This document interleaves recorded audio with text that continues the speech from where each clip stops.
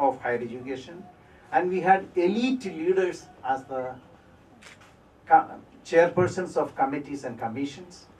Although India gave most importance to higher education, because we had the first education commission in India in 1948 as the Higher Education Commission. Then we had the Secondary Education Commission in 1952, and then we had Education Commission, which is known as the Kothari Commission, which is considered to be one of the most important milestones in the development of education in India, that is in 1964. So therefore, we have a situation now starting with the higher education, then coming to secondary, and then coming to primary. Normally what you find in terms of development of education, it is a primary, secondary and higher education. We followed a reverse order. For 21 years or more than 2 decades after independence, we did not have an education policy.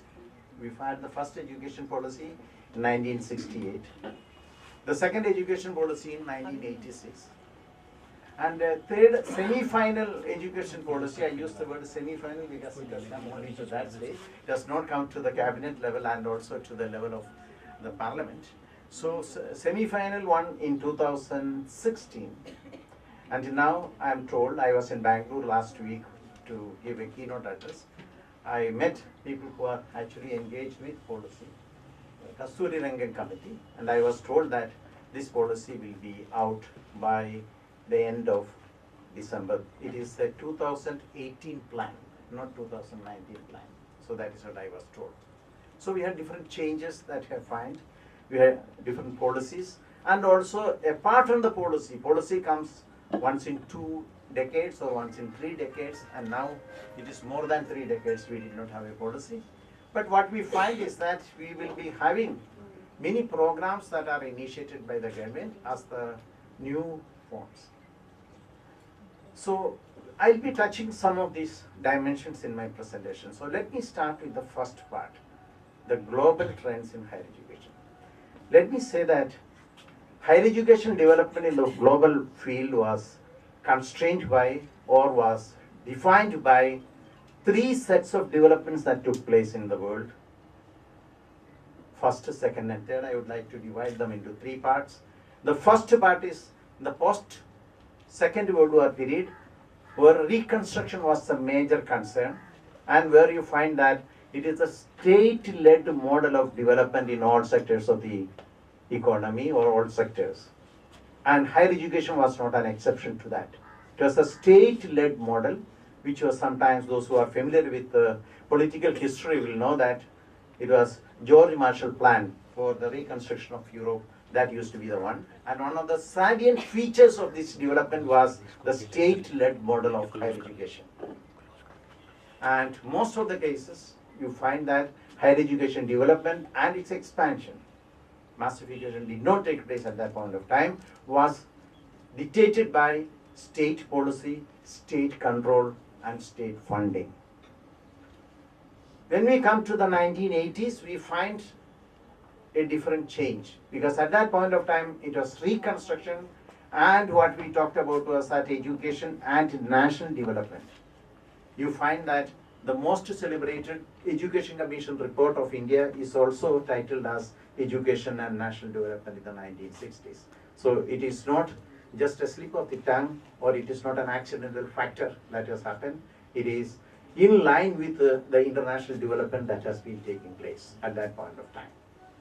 The second dimension is that we moved from the national boundaries to international boundaries, not only India, all the countries. What we talk about as the globalization of education, or globalization in the economic field, globalization in the political field, with the disappearance of the first, second and third world, what was characterized in the initial stages underwent a dramatic change, and the result of that we started talking about globalization.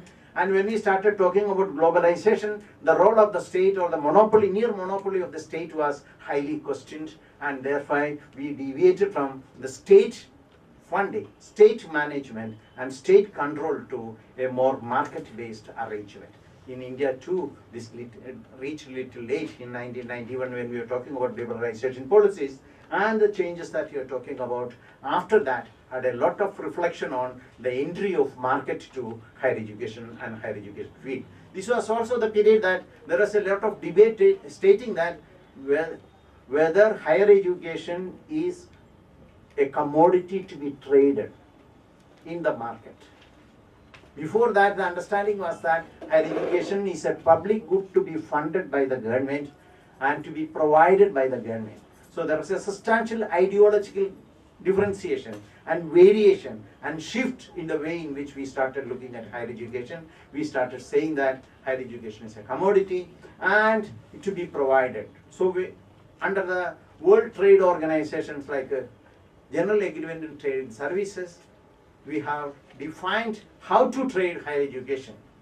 Today, United States, it is estimated that makes around $52 billion every year through the trade in education, and $26 billion are made by UK in terms of trade in education, and around $18 billion are made by Australia. It has become a gigantic industry involving large amount of flow of funds and resources. There are 4 modes in which this trade is taking place today. The first mode is that the programs move, the people will not move, and that is what what we call as a Swayam, MOOCs and all other things are doing. You can sit in your living room and get a degree from Chicago or from Oxford or Cambridge or any other university. The first fully accredited online course and the university in the world was St. John's University, located in Chicago, which used to provide degrees online to many people who registered for it. Of course, now the MOOC courses have become very prominent and very dominant, and India has the second largest enrollment to that. The second dimension of this mode was in terms of the students go abroad and studies. There are 2 dimensions to the student going abroad and studies, which used to be an important dimension, and India today is the second largest country sending the largest number of students to study abroad. There are 2 dimensions. One, places like United States, UK or Australia, which are attracting large number of students paying high fees. Secondly, you don't go to them, you go only halfway. You go to Dubai, you go to Doha, you go to Singapore, you go to Malaysia and get a degree from Australian University or UK University or USA University. So this is a very different way of organizing education or organizing higher education. The third way in which institutions move is that institutions are moving to these places, not individuals, not students. It can be halfway or it can be to the same country, like what you find in Malaysia. The fourth one is the teachers, movement of teachers from one place to the other, which used to continue. The irony of Indian education, which I'll come to it later, towards the end of my presentation, is that Indian students are doing very well when they are abroad, and also even in India, some of the institutions. Indian teachers are highly respected. But unfortunately, Indian educational institutions are not respected, and they do not appear even in the world rankings that we are talking about. So therefore, the pertinent issue, so far as I am concerned in higher education, is how to improve the institutions, how to improve the image of the institutions, how to improve the credibility of the institutions, how to improve the visibility of the institutions in the international arena. So that is what the problem. This is a part dealing with the globalization. Then we have a stage, third stage. I said that it is in 3 stages. What one finds is that in the post-crisis period, that means 2008 onwards, what one finds in many countries is that we are having the state being invited back to lead. This is a different type of situation, but this state is not in the same form in which the state used to be at the forefront of educational endeavors in the 1950s and 60s. It is dramatically different. Why? Because the state does not have funds. So it is more of regulations that the state is coming. It is more of managerial dimensions that the state is coming. And the state talks more about autonomy of educational institutions, but autonomy without giving you money. In the 1950s, we are talking about autonomy with funding support. Today, we are talking about autonomy as an excuse for the public system or the government not to give money. So there is a substantial difference, and in that sense, autonomy is a trade-off between the state, fully funded institutions and state managed institutions to a market managed institutions. It's a process of transition, it's a process of transformation that is taking place in higher education institutions, and therefore one has to be very clear about it. When government says that 7th pay commission payment will not be done unless you produce 30% of the resources that are needed. You know that all of you suffered. We all suffered in the universities as a result of this rule of the government. Thanks to the organized teachers movement in Delhi, in India in general, and in Delhi particularly, we are beneficiaries of that collective bargaining power and collective bargaining strength that was exercised by that. We did not go to the streets. We were not on the streets, but we are also beneficiaries of those people who went and fought the case and bought victories for us. So another dimension that changes the nature of higher education, the dynamics of higher education, is that the knowledge production and knowledge dissemination in the world today. Previously, knowledge production used to be the monopoly of the universities. Today, the knowledge production has gone out of the universities, although universities also produce, they have become one of the partners in the process of knowledge production. What do I mean by that? You will find that if you go to United States, the knowledge production still remains mainly with the universities, but if you talk about NASA, you will find that the fundamental research and the knowledge that is produced is substantially coming from research institutions which are outside the confines of the institutional structure of what we call as the universities. If you take India, you will find that, especially since I am told that most of you are from social sciences, if you take social science research, a large part of the social science research is not taking place in the universities. It is taking place in the institutions which are outside the orbit of the universities. Sometimes they are non-teaching institutions. Nearly more than 70% of the research capacities in the South Asia is located in India. India had this 1952, we had a research committee established in Planning Commission, which later developed into an ICSSR in the late 1960s, and you find that it is ICSSR institutions, I think it is 27 or 29, I am not sure of these numbers. You find that this is the one which produces a large number of research output, and if you look at the articles that are appearing in the academic journals, that stands for it. So there is a change that is taking place, but research training is always an attribute of the university, and it still remains as the monopoly of the university. This distinction between knowledge production, knowledge dissemination, and training for knowledge production and the process of knowledge production came into existence in the recent period. This has a lot of implications for the status of universities, the teaching learning process that takes place. For example, in India, we rarely come across pedagogical research in higher education. Our division of labor in education and the teacher development programs in education is divided in 3 scales, 3 levels and 3 stages. The primary education is a Sarkari sector, elementary education. This is controlled by directors of education, and the training is provided by DIETs, District Institutes of Education and Training. You might have heard about it. So that is what is happening. Now BLED is coming, starting with Delhi University. It is spreading to many other places, but majority of the teachers are trained in DIET. So that is the Sarkari sector. But if you look into the university sector very rarely got into the pedagogical researches in higher education. University sector confined itself, concentrated itself, focused itself on issues related to teaching learning process and teacher development at the secondary level of education. And higher education remained an orphan. It is neither, first when I started I said that one was the elite view that if you are a teacher of a higher education, there is no need for training because you are the source of all knowledge. Why do you want to train? And who will train you? This is one view. The second dimension of this is that there was no institutional arrangement, organizational arrangement for training of the higher education teachers. One of the first efforts that was made was in 1986 when we had academic staff colleges that were established. Now it is renamed as HRDCs. Some of you might have already attended lectures and orientation programs there. There are 66 such institutions existing in India.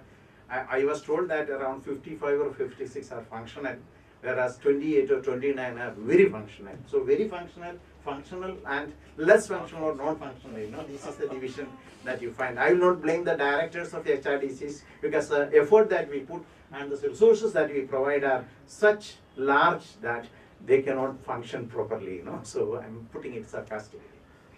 Then it is in that context only we try to see that there is a felt need for training teachers in higher education institutions. And as your principal and also Madam Tiwari mentioned, this Madan Mohan Malviya scheme is one of the major efforts towards changing the way in which higher education teaching learning process is organized. Sir, here we are providing lunch and tea.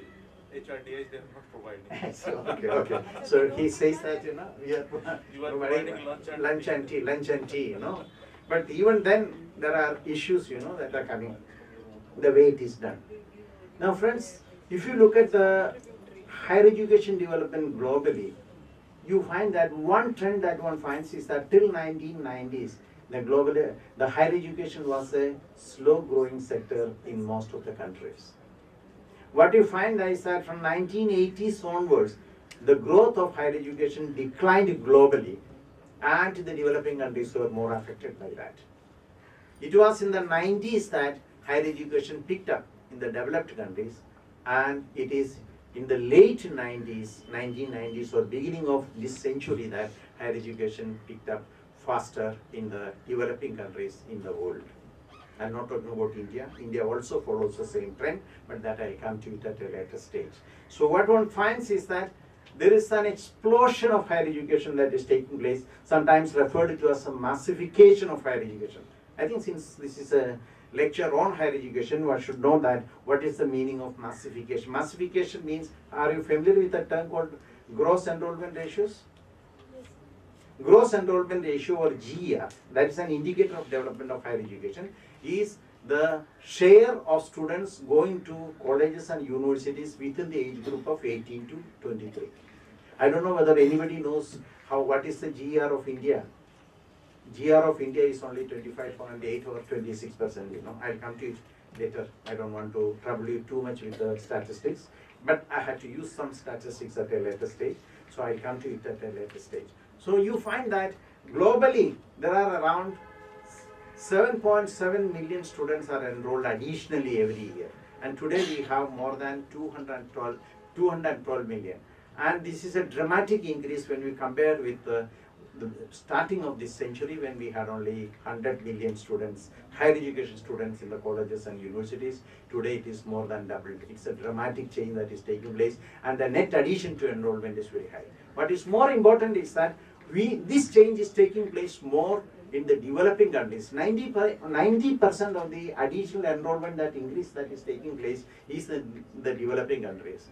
More importantly, India and China together account for 46% of this increase that is taking place. And more importantly, India has a better chance to beat even China in terms of higher education for two reasons. One reason is that our GER, or gross enrollment ratio, is only 26%, and we have what we sometimes refer to as the demographic dividend. Given these two factors, we can see that in the coming years, India will be in a position to lead the changes taking place in higher education, and the changes taking place in higher education in India will have its own reflections in the global development of higher education development that is taking place. You know, this is very important to note and notice. Now, if you look at some of the changes that you find globally and in India, what one finds is that previously we never heard of accreditation. Today, one of the most important things that you talk about is accreditation. Previously, we never heard about internal quality assurance mechanisms. I think Madam is in charge of IQAC. So today, IQACs are more relied on than the NAC accreditation because that takes place only once in 5 years, whereas IQAC meetings are regular and the records are proper and annual meetings are regularly held, IQACs. So we have some part of the changes. Then you have world ranking, which did not exist in the previous century. What you find is that the world ranking started in 2003 and now there are at least 3 or 4 mini agencies which are doing ranking and at least 3 or 4 agencies which have done world ranking. And our educational institutions do not appear in the top positions. This is one of the areas of concern. As I mentioned earlier, that our institutions are not credible to be coming in the top positions in the ranking. So what did India do? We had 2 options. We could have taken a decision to see that the more public money is given to all the institutions and more teacher training is provided, more research capacities are created, and therefore there is more competition and we would have come in the global one. But India did something different. India said that we will introduce our own ranking system. So that is why we have NIRF, National Institute of Ranking, and we are sure that in the National Institute of Ranking, Indian institutions will be at the top, there is nobody has any doubt. And 3 times we have seen that in every April this comes out, and we have seen that 3 times, 2016, 17 and 18 April this ranking has come. And what one finds in the ranking is that a peculiar phenomenon that we find, of the total institutions which are ranked, what one finds is that most of the top ranking institutions are public institutions. 2, most of the top ranking institutions are centrally funded institutions. And if you take the first 20 top ranking institutions, 1 private institution appears, not many. So therefore, the confidence in the public institutions in the higher education system is an important dimension, although we criticize it. The trend, if I go further, is that what is important is that the people make investment, the people are ready to make investment and household investment when you find that the quality of the education that is provided is very good. That is why people are ready to invest more in the elementary education or the primary education in the English medium public schools. What people need, demand is 2 things. 1, CBSE syllabus and English medium teaching. Our policy has a vested interest, if I can use that term in a positive way, that we do not provide these 2 to the people. That is what people want. And policy makers, you all are included, I am also included. We have an option to send our children to English medium schools. So the improvement of public system or private government schools is not our concern. We are speaking it for somebody else, So that else. So higher education development becomes that peripheral and within quotes that else category, for us and for the government and for all the policy makers. This is the challenge that higher education has when we talk about teaching, learning process and research that to promote higher education in this country. The third dimension that we talk about in general is that, people talk about creating higher education areas. This has not come to India.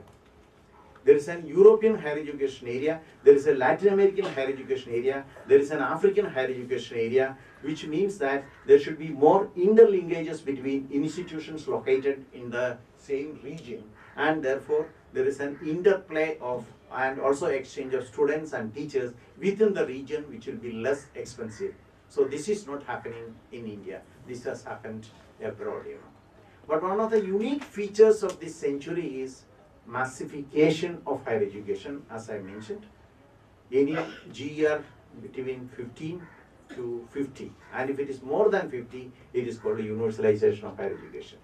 Today, let me end this part of this presentation on the global trends by making 3 statements. First, higher education has been expanding in a very fast speed, and the beneficiary of this expansion is the developing countries, and Asia has an advantage over other regions, and India has the maximum advantage in this region, in this context, globally, not only in this region and globally. But let me also put a footnote to these remarks that I have already made. But in terms of the quality or world-class universities, or in terms of the changes that we find in terms of ranking, universities in Asia in general are not coming up in a big way. except Singapore, except Australia, except Hong Kong, except Korea, Japan, etc. The South Asia is a region where you find that this has not been doing very well at all. Now let me come to little bit about India. Indian higher education also had similar trends that you have found in the higher education development that we find internationally and globally. What you find is that in the 1950s, you will find, and 60s, we find that the higher education was development and progress and expansion of higher education was dictated by the financial position of the government, the fiscal capacity of the state to support, the policy dimensions of the government, the programs which are initiated by the government, the control that is exercised by the government, because the government in a sense even publicized or made public those institutions which were earlier private institutions before independence, So this was a stage of state-dominated, dictated development in higher education, where development of higher education and its expansion possibilities were decided and dictated by the fiscal capacity and policy capacity of the state. But there are certain important things that happened in higher education in India, thanks to visionary leaders like Pandit and others, because India tried to develop technological self-sufficiency through higher education. That remains one of the major contributions of higher education for economic development and social progress in this country. Why I am talking about this? If you look at the history, you will find that all the IITs, all the IIMs, I am not talking about the recent ones, the baseline for all these were created at that point of time.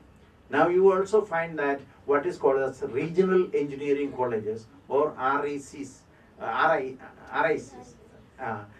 regional institutes of engineering, RIs, all these are created, it was during that period. There was a lot of debate at that point of time, should we emphasize on technological development or something less?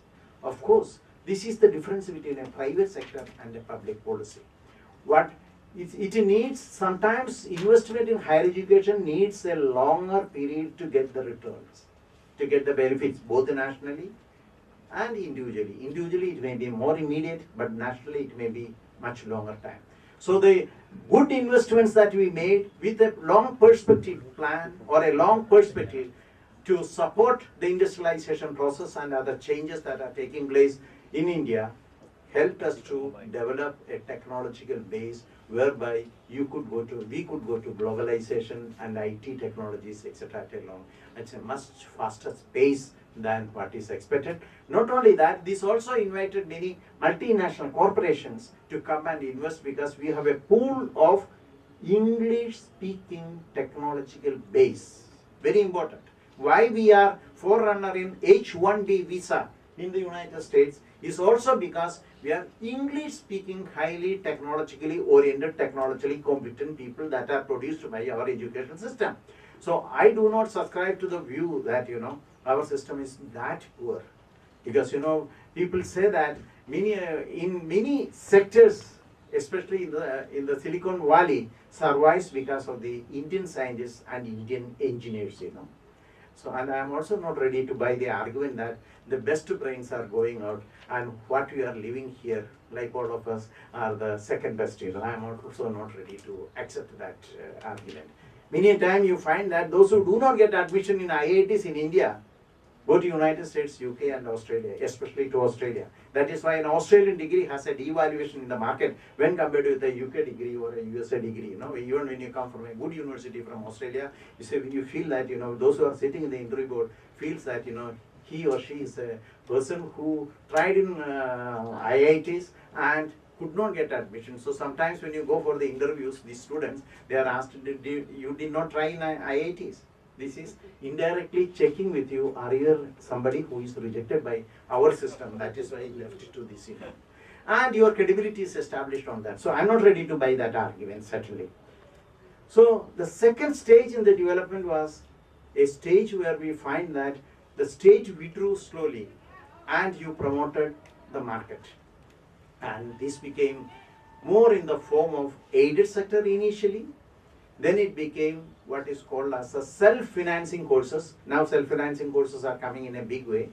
when your principal is asked by the minister or ministry that you have to mobilize your own resources, the only thing that he can do is that you charge for the student from the students, increase the fees, cost recovery measures that can be adopted. That has become a norm in many cases. Even in IITs, what you find that you might have read in the newspaper that the annual fees was only 90,000 rupees. Now it is increased to 2 lakhs, per year. Although the per student expenditure for a student in IIT, whether it is in Delhi, Bombay, Kharagpur, or any other place, is mostly 3.8 lakhs, per year, so there is a difference that you find. Even then you get a subsidy if you are ready to invest in higher education. So the second stage that you find is that then you find that a lot of capitation fee colleges came into existence in India. And if you see the division in India is that most of the capitation fee colleges were in the southern states, Karnataka, Tamil Nadu, Andhra Pradesh, and Kerala did not come to that level, and the western state of Maharashtra. And these were mostly for technical professional subject areas. You find an overproduction of the university. You read in the newspaper that only 20% of the technical graduates are employable. These technical graduates are not coming from our IITs. They are not coming from our regional engineering colleges. They are not coming mostly from the public institutions. They are coming mostly from these private institutions. So that is one trend that you find. But even then, till 1990s, what one finds is that our higher education expansion was rather limited. Slow growth, low gross enrollment ratios, or GR, was the trend that we find. India did not have private universities. We had a bill in 1995 presented in the parliament for the private universities bill, but it did not get passed, it got lapsed. Then the